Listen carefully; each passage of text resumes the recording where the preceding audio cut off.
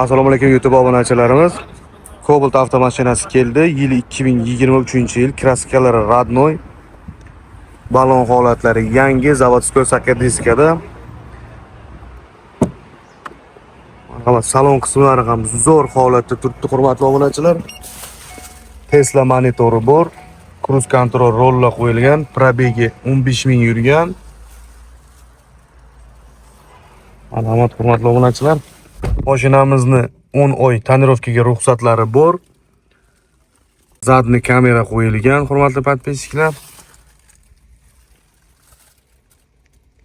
Marhamat, orqa tomonlarida ham zo'r holatda.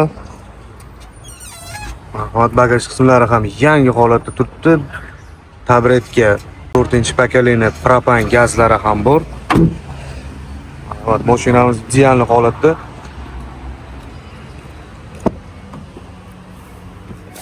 Xo'p do'stlar, kimga Cobalt avtomat korobkada kerak bo'lsa, bemalol pastdagi raqamlarga murojaat qilasiz.